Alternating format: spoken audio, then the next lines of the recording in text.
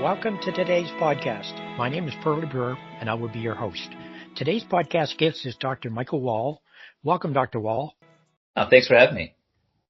A quote from your website to give us a chance to get to know who Dr. Wahl is.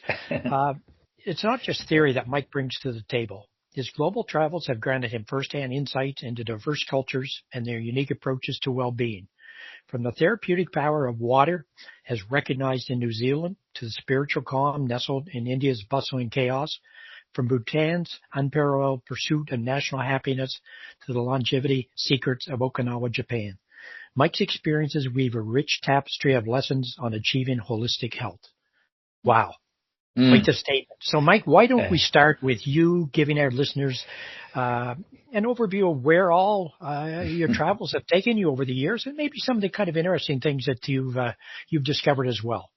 Yeah, for sure. I mean, I started off the very traditional route in health, right? So my mother was a health education teacher. My father was athletic his whole life. So I grew up with an appreciation for what health was, probably more so than most people. So it was something I was inclined to do. I played sports my whole life, and I did my bachelor's degree in kinesiology at UMB.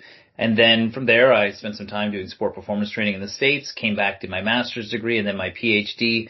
And during that time, while I was doing graduate school, I started a company. And that company ended up working in wellness all over the world. We worked with heavy industry, oil and gas, doing a lot of soft tissue injury prevention and wellness.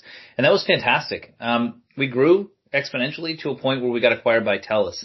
And at one point, I kind of got disconnected from what I loved, right? I was managing 24 offices. I was doing budgets. I was dealing with more business things than helping people. And that really felt not authentic to me.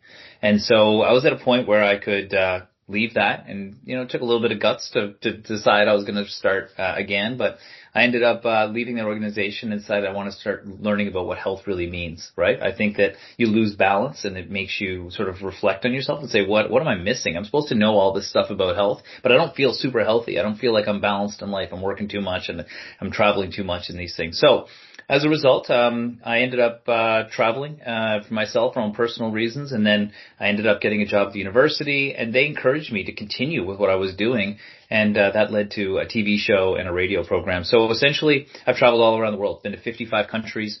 When I go there, I go with the intention of meeting different people that are experts in health. So I have met Berber people in Morocco that told me about the value of taking time and not being rushed in the desert, to monks in the mountains of the Himalayas who taught me about mindfulness, to the one you referenced about New Zealand, Maori youth that used surf therapy to rehabilitate them from lives of crime and drug addiction. And so, it's been really, really interesting. And I mean, lots of stories, but ultimately I can tell you the most things I learned came from my experiences meeting other people than compared to what I learned in the classroom. The classroom prepared me to be able to interpret it, but really I learned from the experiences. Okay, why don't you tell us about 3 or 4 of those experiences, the ones that maybe stand out the most to you that surprised you? For sure. There's a couple. One in particular is funny because you always slip back into your old habits, right? So I've always been a person that likes to take on a lot. I like to do a lot of things. And sometimes that can not necessarily be the best thing for your health. And we were traveling for our first international year of filming our documentary series called Health Explored. We had been on the road for 26 days.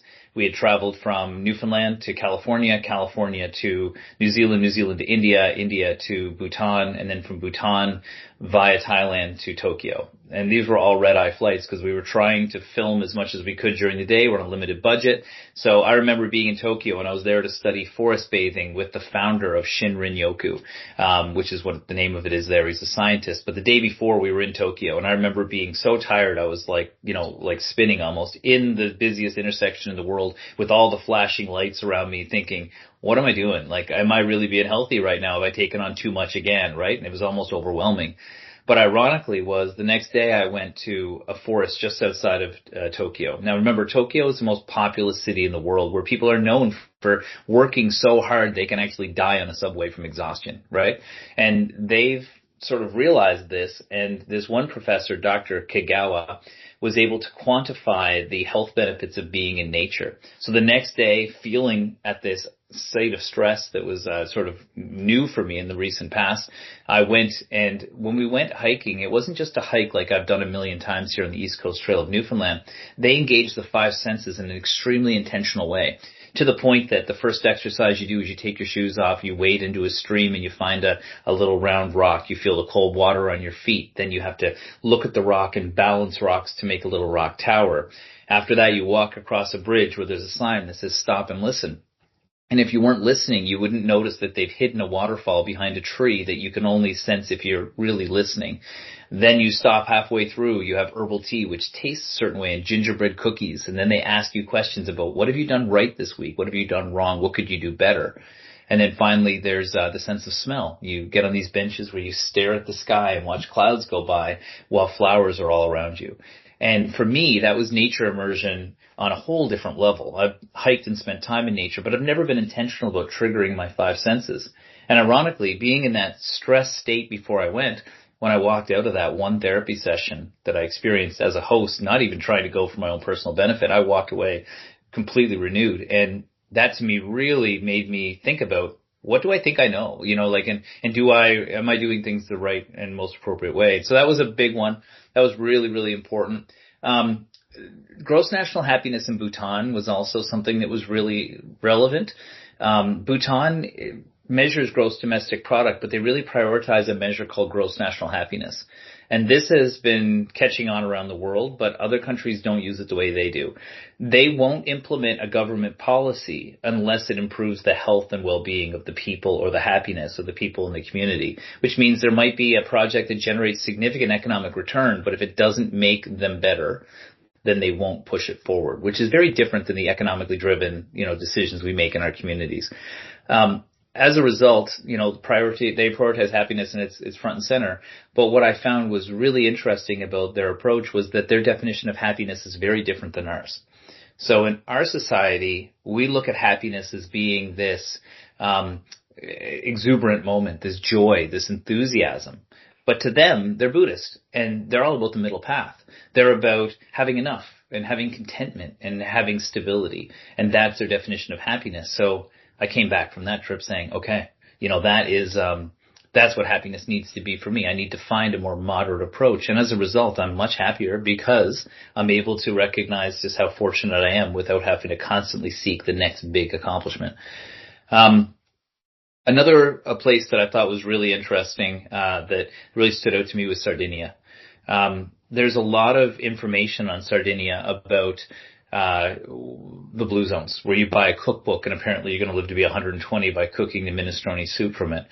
I met with a geneticist there, and he was a little bit skeptical about the information that comes out, and saying that it's not specifically the type of food they're eating. It's about the way that they live in general. So we're fortunate in our society these days to have modern medicine and science.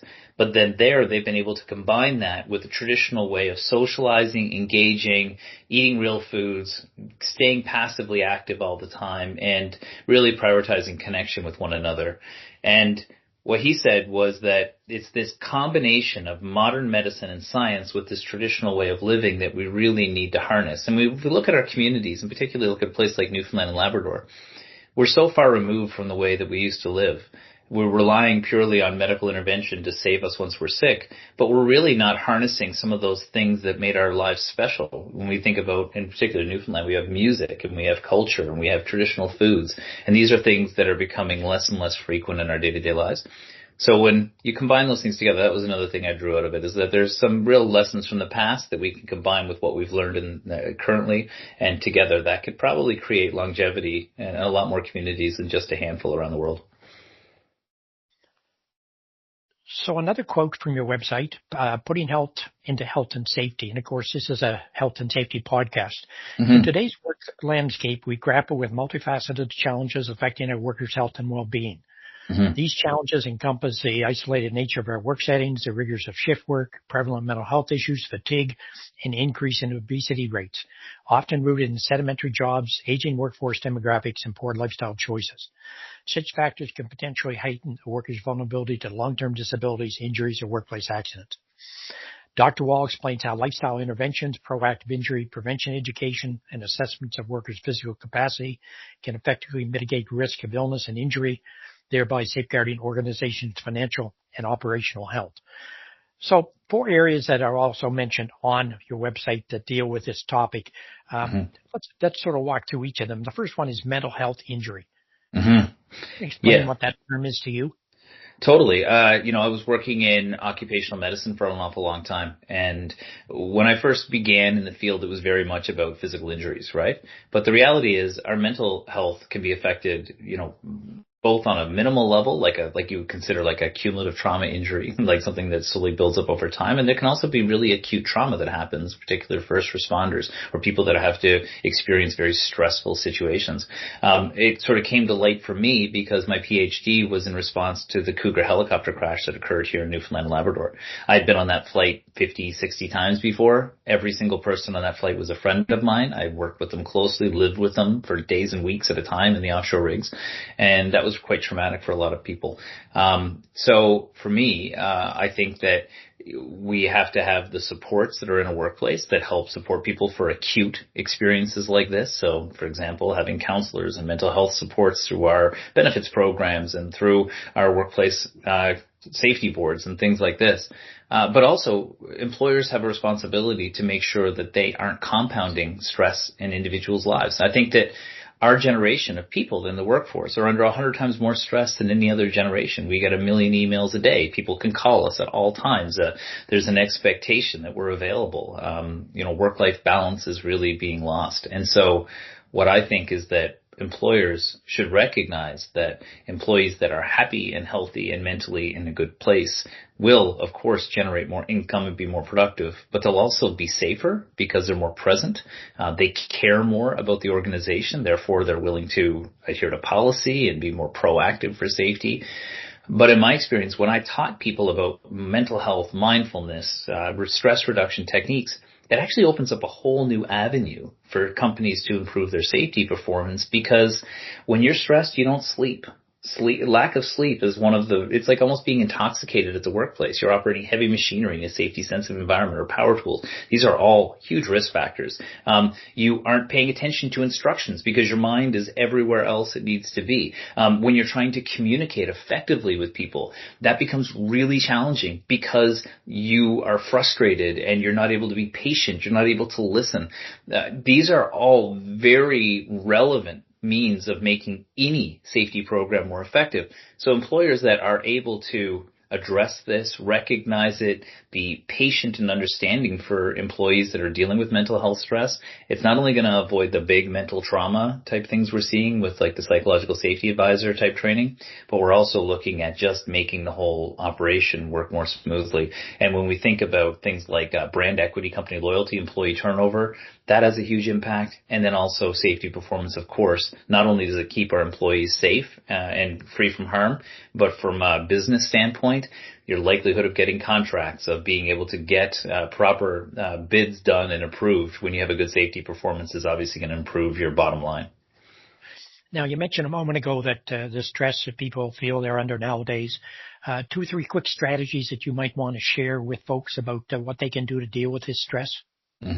Totally. I think that, any organization, sometimes they put wellness on as like an after hours type thing where people have to take it on themselves. Employers that are able to educate people in particular, during work hours is really good. Don't make them to come to the lunch and learn. Make them do it as part of their shift. Make it part of a mandatory education. And then they'll participate, right? That's the first thing I think. There's 4 stages of learning in safety, right? We've probably heard this before, but there's unconscious incompetence. So you're completely unaware you're doing anything wrong, so therefore it doesn't bother you when you're doing something wrong. But the next stage of learning is conscious incompetence. So if you can get through to somebody and teach them just a little bit of information, they may be able to recognize, oh, I'm doing something really wrong at this point, and then that will drive them to start taking proactive behavior. So that leads to the next level, which is conscious competence. So it's like riding a bike. It's not easy at first, but you can do it, but you got to concentrate. That's what happens when we give information to people. We allow them to be able to interpret it in their own terms and apply it to themselves and give them a few tactics. They'll fumble their way through the tactics to begin with, but they'll apply them, and it likely will make a difference. When something makes a difference and it's specific to them so that they can implement it in their lives, they'll do it more frequently. And when somebody does it more frequently, they achieve that last level of learning, which is unconscious competence. They don't even think about it. They're just doing it because it makes them feel better and it works. So that's the first thing. Prioritize it as part of the workplace, and also don't just use generic stuff. Be specific to the audience. A week ago, I was in the Halifax shipyard doing job demands analysis for the Navy shipyard itself. Those jobs are really challenging, and it's not needle gunning. That's needle gunning in a diesel tank that's being retrofitted on a Navy frigate. That's a completely different ballgame than needle gunning in a normal room. So understanding and recognizing the challenges of individuals is another thing. So I wouldn't take generic information. I would apply it specifically. I would consult with the people you're going to give it to prior to giving any advice. You tell me what your challenges are. Find that information, augment it to make it fit to them, and then they feel like you paid attention to them, that it's specific to them, and you'd be shocked at how easy it is to implement something like we did for stretching when it comes to after we've met with them for 3 days and watched them do their job. And, we were like, we saw your job. This is really challenging. Here's what I suggest. Does this make sense? And that works, and that can go for mental health as well. And then the last thing I think is that take away the stigma. I'll make it a priority. Leadership has to stand up and say this is okay, and you have to provide them with some tools that they can employ in the privacy of their own home, things that allow them to be able to subtly access mental health supports and not be afraid to speak up. I think that in particular, safety-sensitive industries that may be male-dominated really suffer from this. There's still a big stigma about being tough and strong, and I've dealt with these industries primarily the bulk of my career. And the reality is we all have stresses, especially when we've got hard jobs and we've got a lot of responsibilities at home. So those are the three things. So first of all, make it available at work time, customize the message to the audience to make sure it's relevant to them, and thirdly, give them the tools and try your best to remove stigma, and that comes from leadership. Now, when you talk about the stress that people are under and the fact that people nowadays seem to be running constantly, whether it's at work, then after hours with taking the kids to all the different activities and so on. If you were to talk to a group of mom and dads and you can almost probably tell that they're stressed out, what 2 or 3 things would you suggest to them that they might want to make sure that they include in their daily lives? That's a great question. And I think that one of the challenges people face is that because wellness in particular is unregulated in a lot of ways. Anybody can be a wellness expert, to be honest with you. And so what happens is we're given advice that's typically you have to buy this or go to this place and purchase this membership or do these things. And it's created an exclusive thing because people are trying to make money. But what I would tell people is in the places that I've been where people are the most successful, okay, that are having the longest, healthiest, most fulfilling lives, the people that are busy with the kids and the life and the job, they've actually got all the raw materials to be wildly successful. In Okinawa, for example, they have a philosophy called ikigai, which means the purpose of life or the meaning of life. And what it says is you got to do something you love, do something you're good at, do something the world needs, and do something you get paid for. Now, if you've got kids at home that you're running around from sports team to sports team, and that's allowing you to fulfill your purpose as a parent, that gives you a huge amount of purpose in life. It allows you to do something you love. Maybe you have a career that you're good at and you can make some money that allows you to do that. You've literally satisfied all the components. So sometimes don't let our blessings be burdens. That's the first thing I would tell them. Be easy on yourself. Everybody is going through a lot of things. So the first thing is find your purpose. Make sure that you've got those things that light a fire under you, that make you passionate, even if that's a hobby, if that's involved with your kids' sports, if that's doing something at work, whatever that is, make sure you've got that sense of purpose and that passion. That's the first thing. If you feel fulfilled, your happiness is going to improve automatically. The second thing is in every culture I've been to, and I've been to 4 of the 5 blue zones, the people that are the healthiest don't go to gyms. They don't have to hit target heart rate zones and run their personal best on a 10K. They don't even think about calories or heart rate zones, anything. They have what's called passive activity. So for the majority of us, and what is shown in the research is that 5 minutes of interspersed activity, 5 minutes here, 5 minutes there, 5 minutes here, throughout the day actually has greater health benefits than spending 45 minutes in the gym one time a day. So passive activity, that could be gardening, going for a walk with your kids, walking around the arena while the kids are at hockey practice around the top level. Anything to keep you moving and keep you active and not be sedentary is wildly beneficial for us. So that's the other thing. The third thing that I heard, and I think this was fascinating advice, and I met the head of the Master Chef show in Bolivia. And Bolivia is a small Central American country. It's in the high Andes. I went there to look at high altitude, and I was so fortunate to meet him. He told me all about the superfoods in the region, like quinoa. It was fascinating. But he had a piece of advice, and he said, look, you don't have to worry about calories and all those things as much. Just cook what you're eating at home and not heat it up in the oven. Don't take a pre-made pizza and heat it up. He said if you're going to fry fries, we all know fried food isn't good for us, but if you fry it yourself, then you're using two ingredients, the thing you're frying and the oil you put in the pan. It's not like a French fry from a fast food restaurant which could have 50 ingredients. He goes, or you could use an air fryer. But he goes, if you're making food and you're making it with your own ingredients at home, then you are way ahead of the game for nutrition. And I have to agree with that. The foods that I've seen people that live super healthy in Okinawa with a vegetarian diet. There's other people in Bolivia that have a lot more meat. There's people in Costa Rica, they eat rice and beans, literally rice and beans, and that's enough, right? So you can be really successful with nutrition without having to adhere to a specific diet plan. But the key ingredient between all of them is they usually eat foods that are readily available and quite cost effective, and they cook it at home.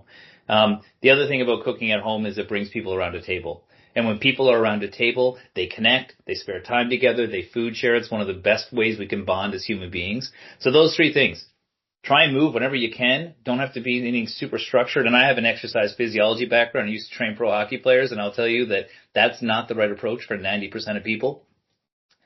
Make sure that you're finding your purpose and that thing that lights a fire under you. That will be it. And be grateful for what we do have, which we have is, quite often a lot in this part of the world. And the third thing is make your own food at home whenever you possibly can. That's a pretty easy recipe. Very good. Another topic you mentioned, or is mentioned on your website, ergonomics fatigue. Mm-hmm. Yeah. Explain that. Yeah, for sure. I think that, ergonomics, I'm a certified ergonomist. That was one of the things that I helped with a lot when I was working in heavy industry. In particular, ergonomics is thought about like desk ergonomics, but the jobs I was looking at primarily were things like those people working in confined spaces, people working on equipment overhead in a less than ideal situation. It was the facility they were working on was built for a purpose. It was to mine something or to drill oil. It wasn't designed with the worker in mind. I would say this. I would say that there are simple rules you can apply to be able to improve your body position. If you are working at a desk as an electrician or a mechanic and you are compressing your forearm while you're doing fine detail work on a circuit board, for example, that can lead to a significant amount of trauma to your body, even though it's not lifting a 200-pound object.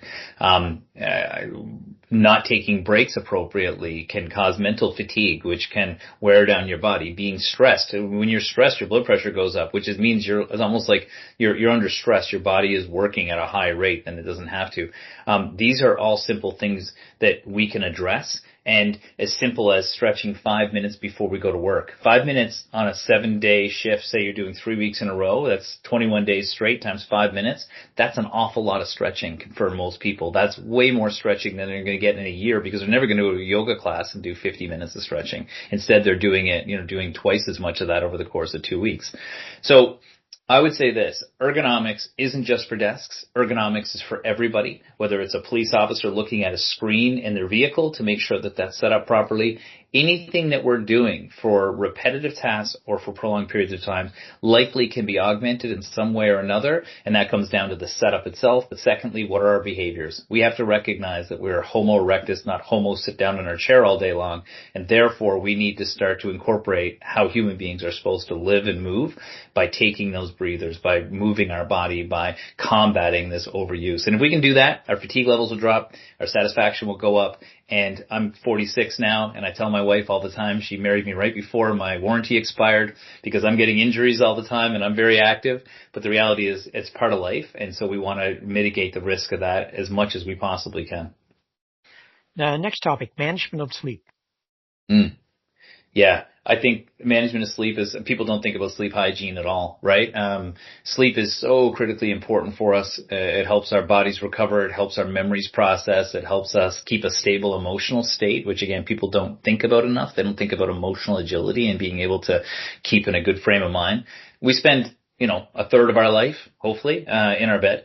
We tend not to invest in a good mattress. So that's the first thing for sleep hygiene. Make sure that the environment you're sleeping in is comfortable. And I would say take a scientific approach towards it. Wearable technology is readily available and it's quite affordable these days. I wear a watch all the time that allows me to monitor my sleep. And if I'm getting crummy sleep and I'm waking up constantly and I'm not going to bed on time and I'm all over the place, my data will tell me this. And that says, you need to start setting an alarm that says a half an hour before you go to bed, your phone goes away.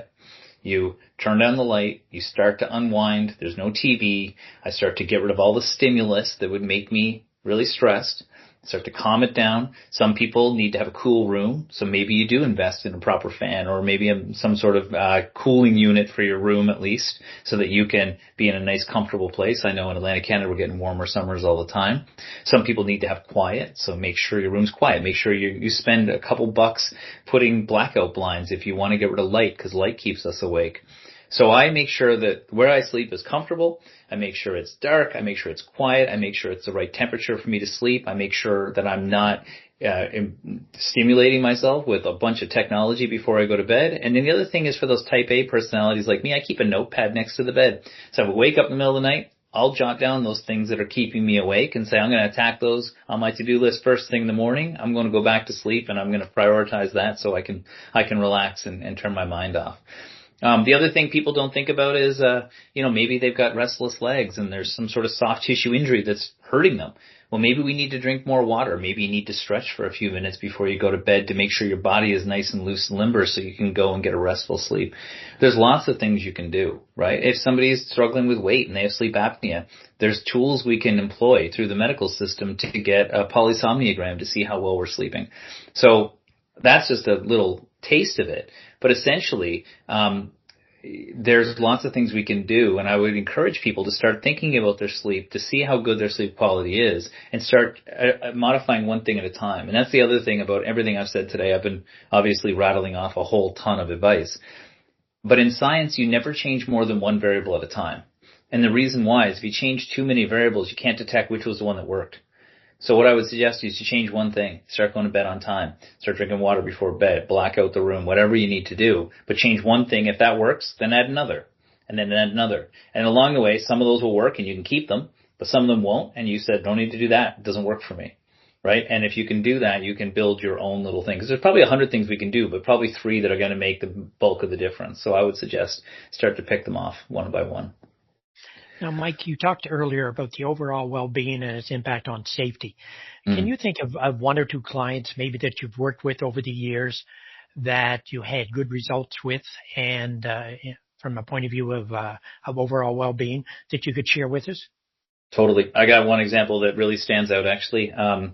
We were working with one of the largest oil producers in the world. I won't say which one, but we were in the Gulf of Mexico, and we were doing deep water drilling operations. Now, deep water drilling operations are the most tricky, right? So you have to be on a vessel that floats like a boat. We were on a drill ship, and this drill ship was brand new. It was a brand new crew. They hadn't worked with this oil and gas operator before, so all the variables were there for things to go wrong, right? High tech, high stress, high safety, difficult operations and drilling. And what they did was they put one of our staff on the vessel full time. It's the first time in history they had a full-time wellness person. There's been lots of nurses on board vessels before, but never a full-time wellness person. And what we did was we worked with the galleys to make sure that healthy food options were available, not mandatory, but available. And people could see what the healthy choices were each day. There was always something good to eat. We worked with their fitness facility and made sure that people were supported so they could exercise properly. If they had a rotator cuff that was blown out from welding, well, we could design a program to make sure they could go in and exercise safely and make themselves stronger. We worked the medical team to help with proactive blood pressure tests and cholesterol tests. And if they came back, we would modify their activity and their diet and try and help them get through it all.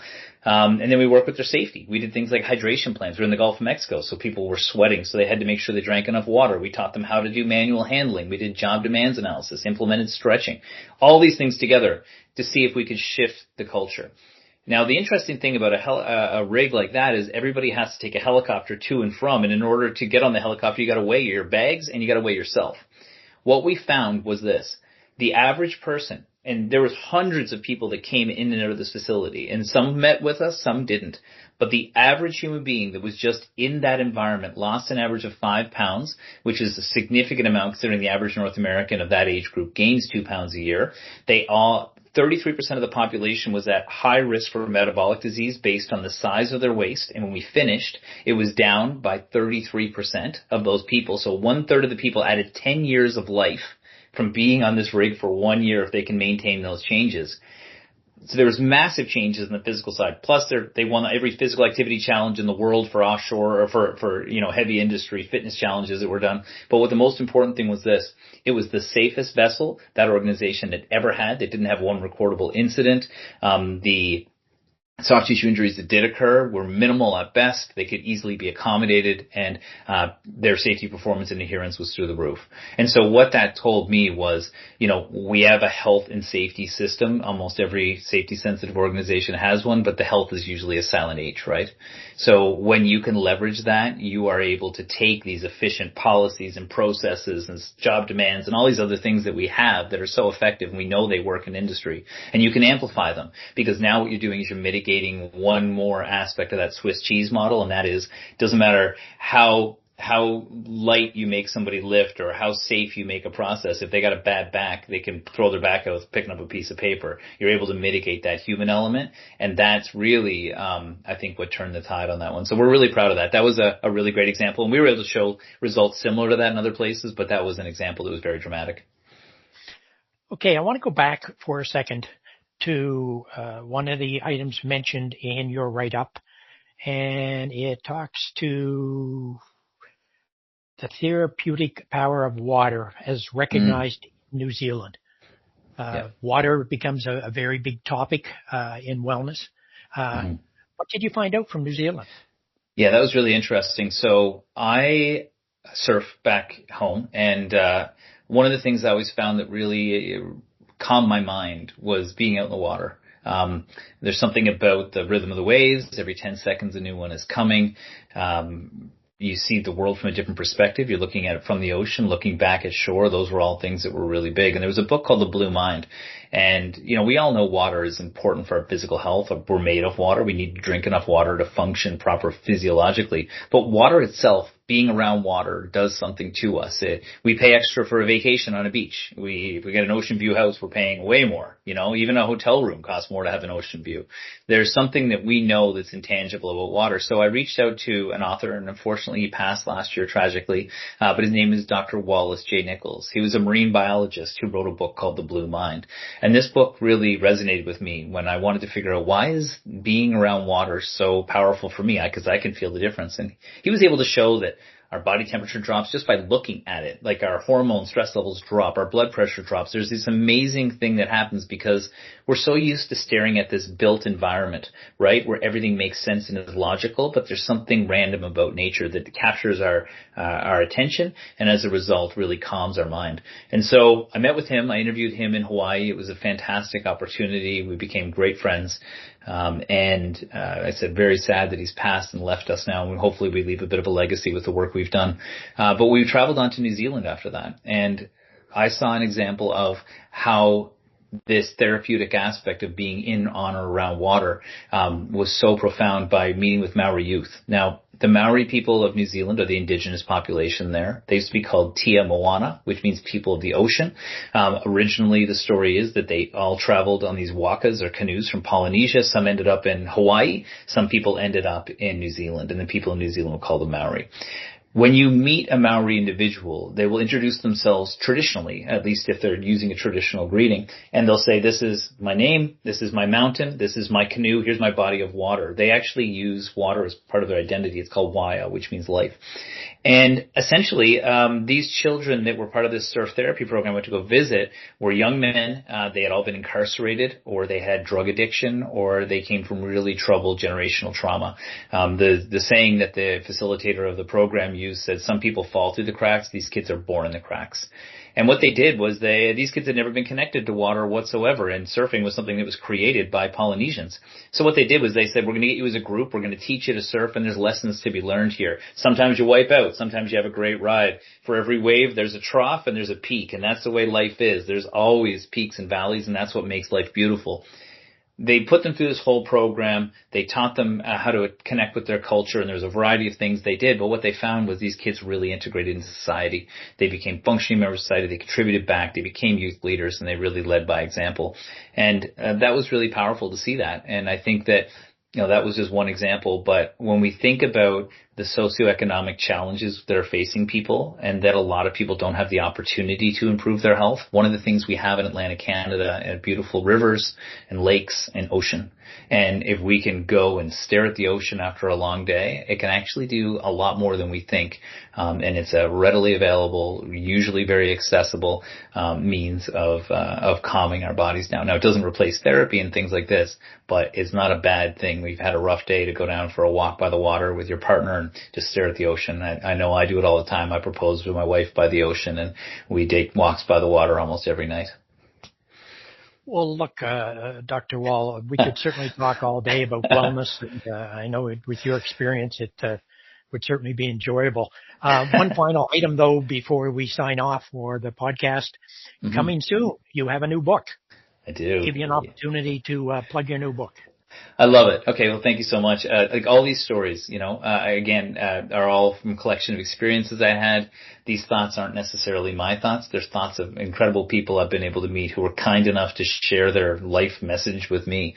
I was able to collect these. So traveling around to all these different countries, meeting these incredible people, I wrote a journal. And our television show that we have called Health Explored, which airs on NTV and Yes TV here in Canada, captures some of the key messages. But in a TV show, you really have to show a lot of beautiful things and get to the point. But when you are writing a book, you can take your time and you can interpret things with a very personal lens. And so we wrote a book that has photographs from our very talented director, Braden King. So it's a beautiful coffee table book where we've wrote 10 chapters. Each chapter is about 8 pages long of writing, probably about 14 with pictures. And it tells a little story of each location I've been to. And it says, okay, this is a story about nature. And here's things you can do to incorporate nature in your life. And then here's a little bit of tips from the guides that gave me advice. So it's a beautiful coffee table book. It's an easy read where you can take small chunks of information at a time.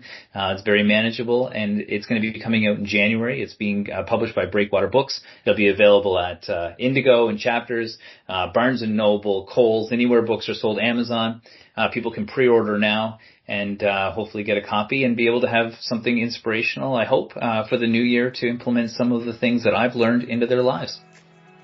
Well, look, Dr. Wahl, thank you very much for joining us today and taking time out of your busy schedule. Certainly, we're honored to have someone of your caliber and someone that's been all the places you've been and through all the experiences you've been to talk to us. So thank you very much. For the podcast listeners, stay safe. We will see you next week.